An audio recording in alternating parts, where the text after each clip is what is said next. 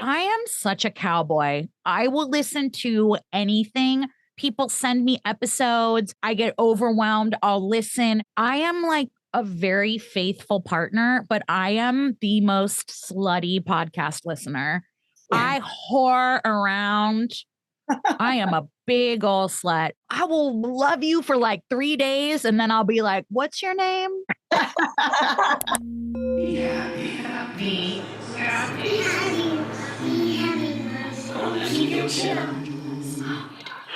Today, we welcome Broadway star, comedian, podcast host, and social media force, Ellyn Marsh, for a conversation around motherhood, creativity, and embracing the chaos of it all. Ellyn opens up about raising her daughter, now a junior in high school, and gets honest about her own later-in-life ADHD diagnosis and how she is embracing all of her unique gifts that she brings to the world. With her signature humor and honesty, Ellyn reminds us that no parent really knows what they're doing. We are all just guessing. She calls herself a mess with a heart of gold, and her raw vulnerability is hilarious, human, and relatable. We'll also dive into the wild world of parenting in the age of TikTok and how today's teens are more aware, exposed, and mature than ever, for better or for worse. Ellyn is so much fun, and I loved this conversation so much. We know you're going to love it too. Let's dive in with Ellyn. I really like the pink mic, I have to say. Can we talk about, are you like 80s, like grow up 80s, or are you? Oh, yeah. Oh, no, full on. Yeah. And also, when I lived with my ex-husband, he actually had really great interior design sense, but he was very masculine forward. And so when I went out on my own, I was like, let me just fuck some shit up with some pink. You know what I mean? His style was great. It really was. It just wasn't me. So like my upstairs is very boho. I have wallpaper. This is wallpaper. I have peacock wallpaper upstairs. So I was like, just splattered my vagina everywhere. So nobody can ever question that girls don't live here. My daughter and I say that all the time. We're like, this is a girl's house. I am recently divorced and Congrats. Thank you.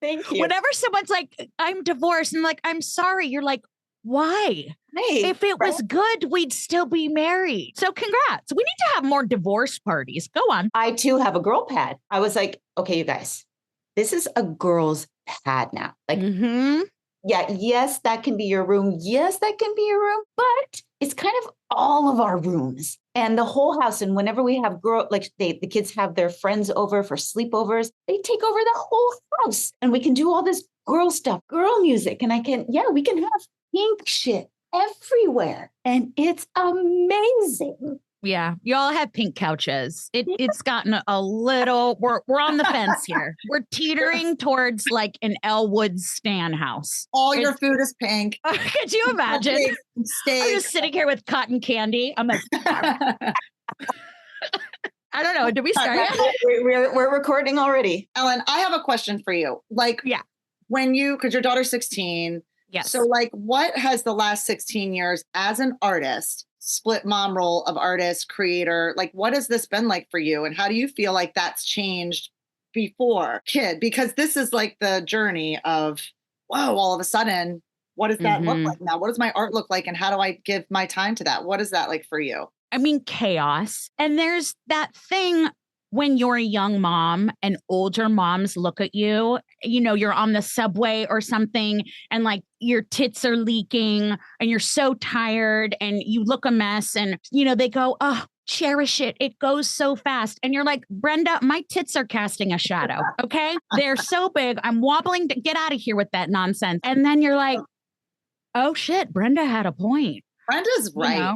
So that catches up to you where Lola was getting ready for her junior year. And I was like, this is not real, right? I'm in an AI time hump of sorts. Let me know if you guys ever experienced this. I feel like it might have been a handful of years ago where this light bulb went off and I went, oh shit. Yeah. My parents didn't know what the hell they were doing either. You all were faking it. Just like I'm faking it, because I just felt like one day I would wake up, she turns a month, a year, 4, 5. I'm going to wake up and I'm going to be that mom. I'm going to be that mom that meal preps, and I'm going to be that mom that has all the answers and didn't forget to take her to the dentist for a whole year, and all that shit's going to wrap up. No. And the thing that I actually love about social media is normalizing that we're all just fucking guessing. I love that. And we wake up and we hope we make a little more right guesses than we did the day before. But if we didn't, we're like, oh, pop an edible, try again tomorrow. And that's something that I kind of had to forgive myself about, because when you're a kid, you think your parents know everything. Yeah. And they were even worse off than us because they didn't have the internet, and they had, internalized misogyny and all of, and no Korean skincare. Let me tell you. My mom looked 50 when she was 30. Okay. I mean, they had Mary Kay. Yeah, Mary Kay, right. So I think that I've just kind of done my best to just guess. And about a year ago, Lola and I were in a really hard place. I don't know if you're there yet, Cher. It lasted for about 2 years. It's actually so much better now. We're in a great place now. And I don't think this was the turning point. This is the turning point-ish. But I looked at my daughter and I said, this is my first time being a mom. Yeah. I don't know. I really don't. And I wanted to alleviate her misconception that I have anything figured out. Yeah. And that was, kind of it. And I think that my mom, and, my mom tried her best too. I don't think my mom ever humanized herself to me. And I think that's something that I have unintentionally done, is told my daughter, like, I'm a fucking mess. I have a heart of gold. I try so hard, but I fuck up so much, but I don't mean to, And I think there was something in my daughter that appreciated that. I might be putting that on her, but since we've had those open conversations where I told her, I don't know what the fuck I'm doing, I don't know. It's kind of gotten a little better. Do you guys know what the fuck you're doing? I resonate with that so strongly, Ellyn. With the divorce and with everything going on, I've realized that with my preteens, and now I have a teen, my only way forward is to be vulnerable with them. My child will come with crying with like a major issue. And I'll say to her, listen, I'm not going to be the mom who sits here across the table from you and says, let's just eat dinner and not talk about this. I am going to sit here at your level and say, I get it. And let's talk about it together. And this is a way for us to move forward together. So thank you for sharing that, because I definitely resonate with it. Kids are so much more mature than we were. And it really is because of the internet.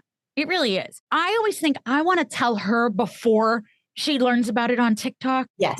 They are so much more mature, for good and for bad, because they see stuff that they shouldn't, really, honestly. And they get involved in conversations that they don't need to. But in the good, Lola comes to me with questions sometimes. And I was like, did you Google that? Did that come out of your brain? It's just different than when we were young. I, had to talk to my daughter the other day, my 13-year-old, and we were having this discussion because there's like viral stuff going out there. Girls are like being given these depression tests to take, all this shit. Like, I never thought I would be having these conversations with someone so young, but she's learning about it. Yeah. So I have to have this conversation. So yes. To be honest, though, like growing up, like my experience was like different strokes. Remember that episode where like, and they just put it out there. They're like, here's a half-hour sitcom. And you're just like, wait, I thought I was laughing. What's happening, Willis? Where is Willis? I need Willis. And then, but I never went to my mom and was like, no, explain that. I just had to sit with that shit and figure it out. Now, of course, like my mom would talk to me about things like that separately, but like TV did not give a shit. All of our after-school specials, this was geared towards kids, like that 3:30 after school special, just about like child porn or whatever it was. And this is the subject matter. And we were supposed to take the hit and then fucking deal with it on your own. It was so weird that kids will never understand that little, what was the kid's name from Who's the Boss? Danny Pinchot. He's the one who told me not to do crack. I had no idea until he told me. Kids will never. I was like, wait, seriously, Danny? And then I was like, listen, whatever Danny from Who's the Boss says, I'm going to do it. No crack for me, you guys. Who's the boss? It's Danny. Wild West. Kenny's the boss, the real boss of that family. Fucking come on. No, for real. That was like our TikTok. Just broadcast, just everyone can see it. No, there's no Exactly. restricting that. What was on was on. But I wonder, I do wonder if it's like, because now we are also, open about talking to our kids and talking about this kind of stuff, that hopefully we get it before they see it. But there have been things that, like, my older kid brought up that was out in media that I didn't want him to see, certain situations and certain, floating around video wise out there. And he came to me and talked to me about it. He's like, I've seen that video like 20 times. I'm like, how the hell did you see it? He's like, my school chat with my science teacher. Like, just Rudy was sharing it on the text chain. I didn't even think to look there. I didn't even think to look that would be a place where that kind of content will be shared, but relevant in politics and relevant in American media, but not relevant over here in Bloomfield, New Jersey. For my middle schoolers, I was not ready for that. But it's not always TikTok. We didn't know anything about politics when we were kids. I knew who the president was. That was it. We were kids, though. Right.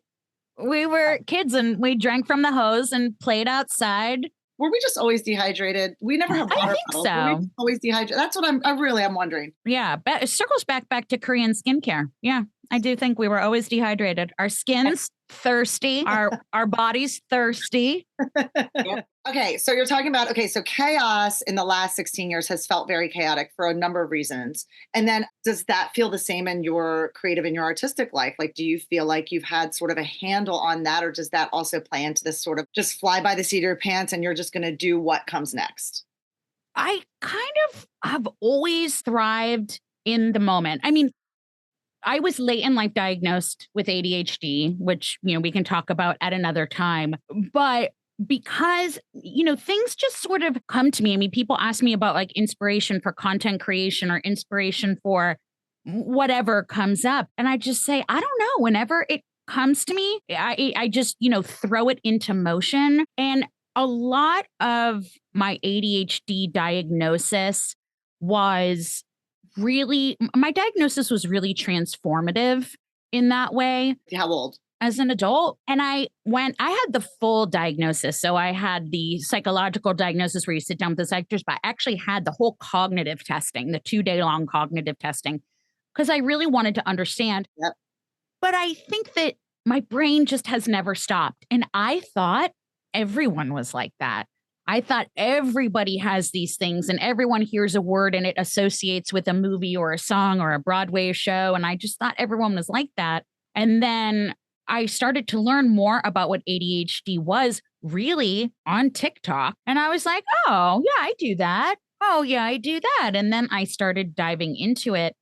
And, I always hated that about myself, because even you just asking that question, I was like, I don't really have a plan. I have things I want to do and things I want to accomplish and ways in which I go about things, but it really doesn't have any kind of organizational, kind of sense to anyone but me. And so, yeah, I just kind of have always gone with the flow, and it's changed and evolved, especially now being a different kind of creator than I was when I was a Broadway performer. Obviously, the parameters have moved. So life has changed in that way.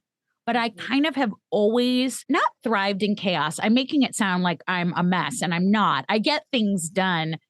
But I just sort of learned to understand my chaotic brain and kind of realize that that's what makes me special. 100%. That's my life too. So I really understand that. You ever find this, like, when it finally clicked to me the other day where I was like, oh my gosh, this is why I get so stressed out when I fill out any application to anything. When they say, what's your occupation? I've always gotten so stressed out and I freeze. I'm like, I don't know what to put, because I do a lot of things. I never know, what's appropriate to put down. I have like 10 titles because I have so many interests and my ADHD won't let me just pick one. I have to have a bunch. So kind of to your point of like, how can you nail it down? And they never have badass under any drop-down menu. I've looked. They should. They really should, at least. Someone slid into my DMs the other day and was leaving a really nice message about just kind of like understanding my brain and my heart and just my chaos. And she told me this quote, and I'm going to get choked up even saying it. It's very simple. She just said, the quote is, her chaos is what made her beautiful. Mm. And it's so freeing. And, you know, as you age, your fucks, you just leave your fucks behind you and you just kind of chuck them aside. But that is what I hated about myself for so long, was my chaotic brain. Why can't you stop? Why can't you be quiet? Why can't you turn off your brain? Why does everything remind you of something else? Why do you pop up in the middle of the night and write down an idea for a skit or a sketch or something? And it's what I hated about myself. And I think coming to terms with that so late in life, it's just really freeing. That's the nice part about getting old, I guess. Creative Mamas Unplugged is produced by Breatheasy Productions with music by Jeremy Jurin. If you enjoyed this episode, please don't forget to give my mama 5 stars and keep coming back. Thanks to us kids, there are plenty of stories to tell. And you are not alone. We are inspired by you. Thank you for joining our Creative Mamas community. Support Creative Mamas Unplugged on Patreon to get your name in the credits, receive extra content, and earn some fun prizes. With this, we can keep creating, uplifting, and growing this incredible community together. We love you so much. Applause.